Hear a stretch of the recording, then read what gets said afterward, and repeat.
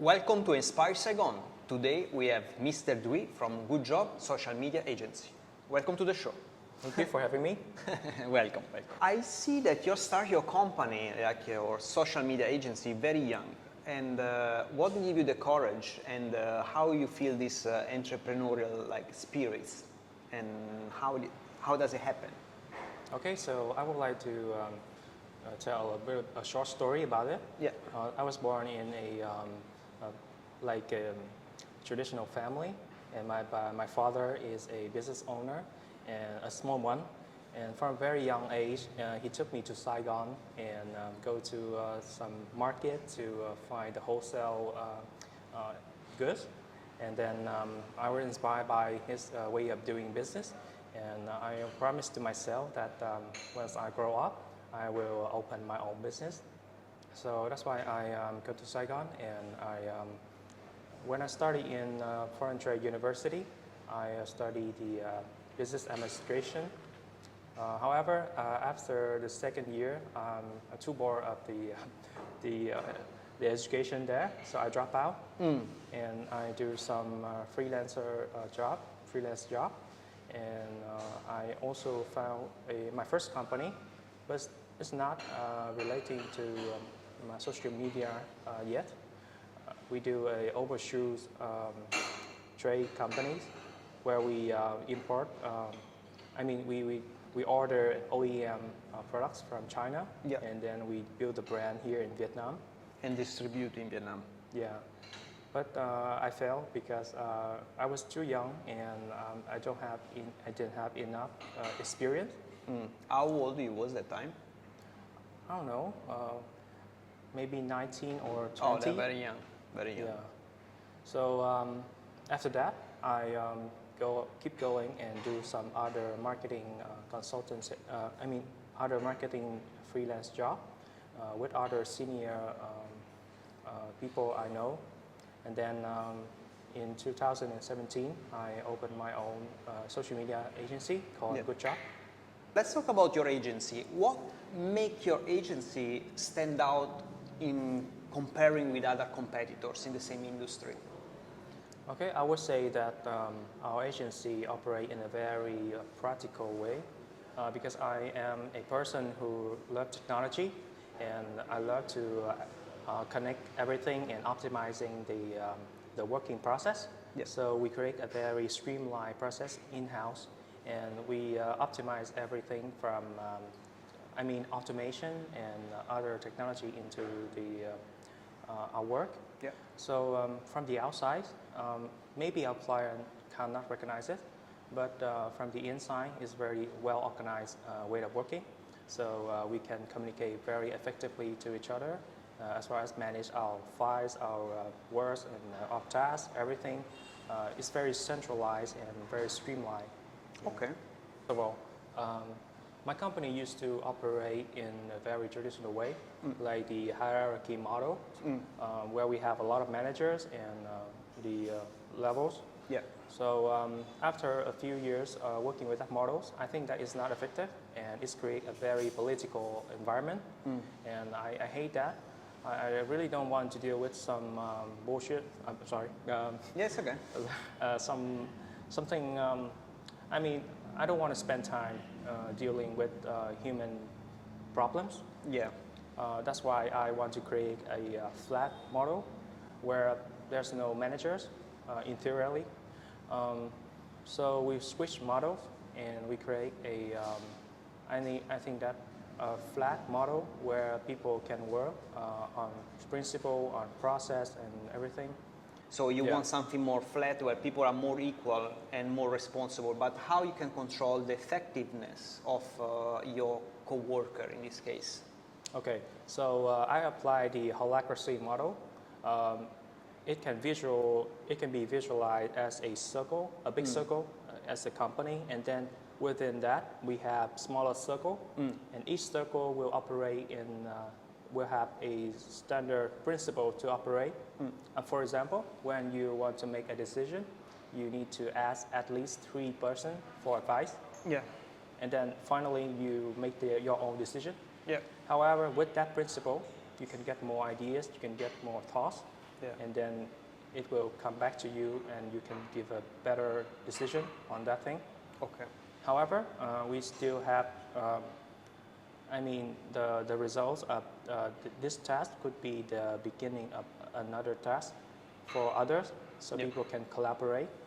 So we have a workflow for that to make sure that the quality is good. Okay. Yeah. For example, the copywriter write a brief, and then we send to the designer. So designer need to check that. Double check that it qualify Or not. Yeah, and then he start to design. What was like the biggest challenge that you get in your industry, in your career, let's say? Okay, so I have a very low moment in my career. I don't remember exactly, but there's 1 year I don't come to the company. For 1 year? Yeah, I hire another CEO to run the company, so I can go whatever I want. I wander in coffees and do nothing related to the industry at all. And your company do well during the time? No, not well. But, I need that time for myself. Okay. Because there's been a very long time suffering with the problem with humans, where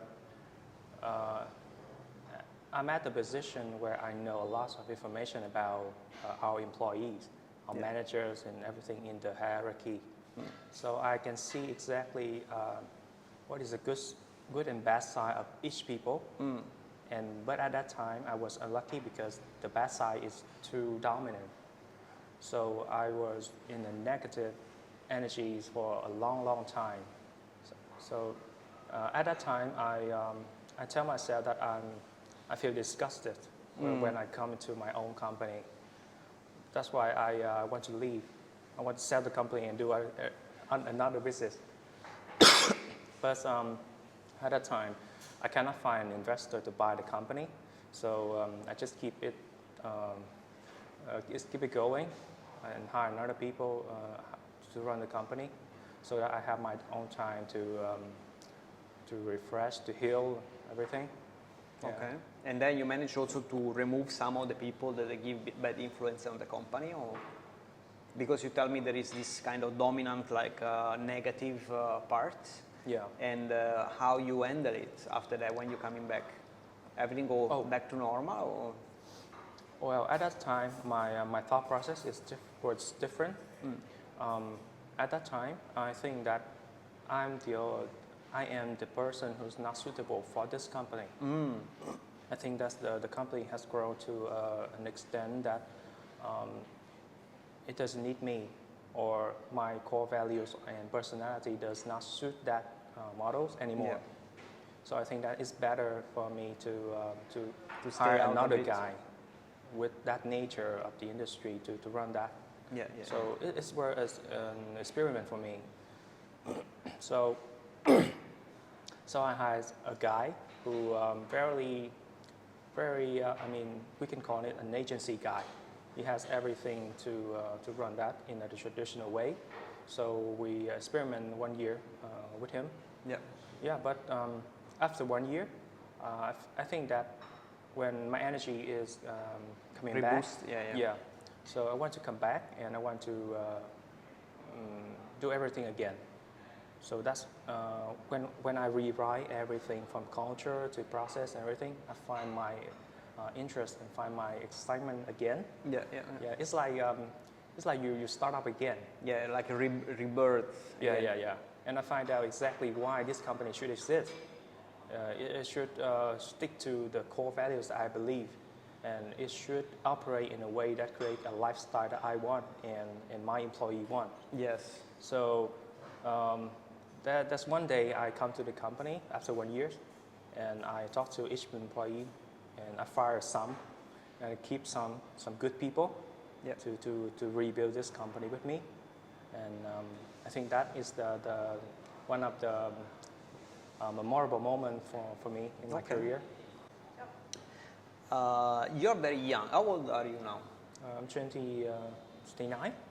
I'm born in 1995. Okay. 29 or 27. Oh, 28. 29. Okay, 29. Around there. Say 28, 29. Okay. So in, let's say, since you are very young, also you can see things from perspective of a young person, and you start very young. If you want to give an advice of a young entrepreneur, that someone coming maybe from an agency or someone have a similar story to yours, what kind of advice you can give to him, you know, for his starting this own personal business? Okay, so I think that the first thing each young father should think about is what is their core values that they want to stick to it for the rest of their life, and what is the lifestyle that they want in their life.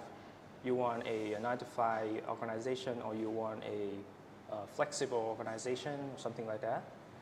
You want everybody to, or you want to own a big, you want to build a small side company or a big side company.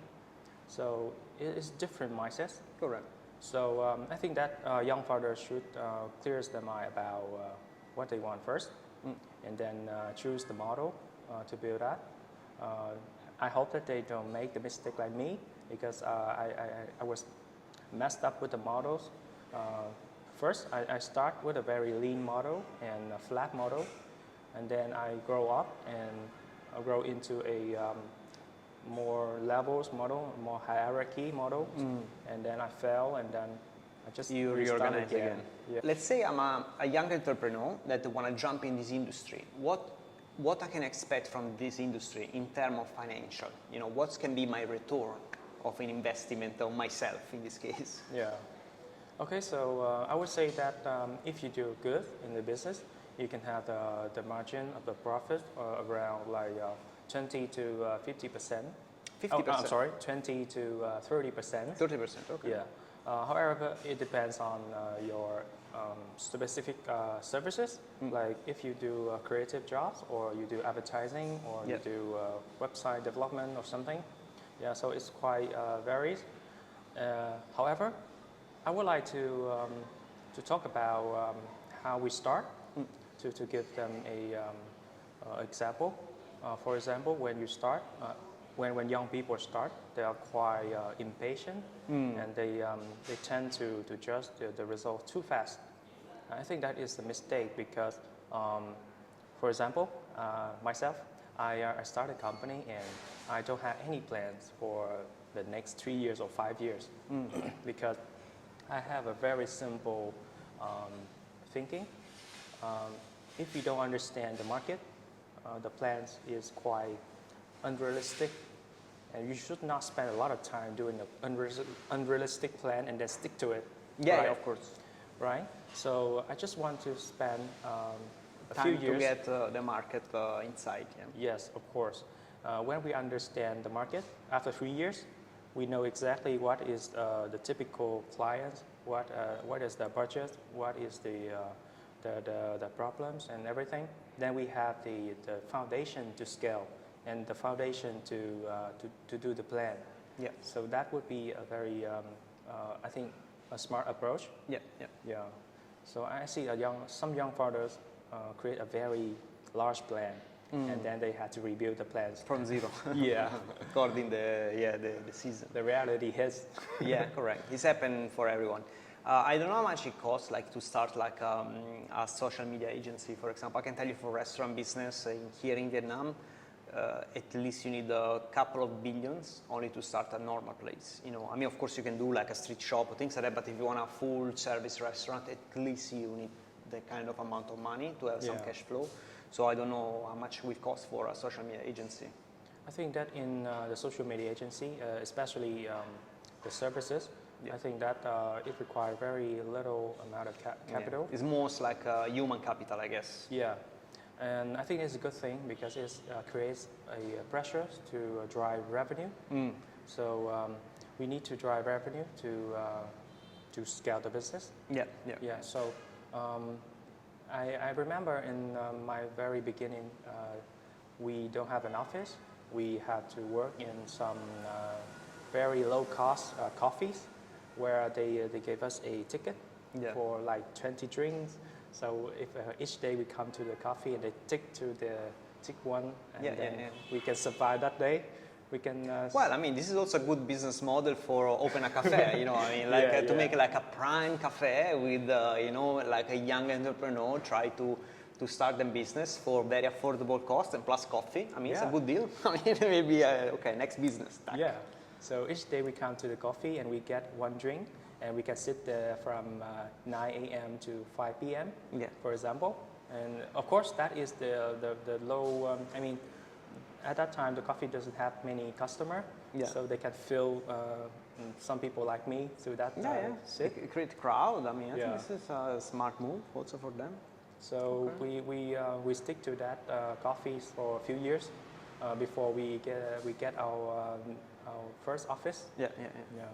Thank you for coming. It was a great conversation. Thank you so much. Thank you. Thank you.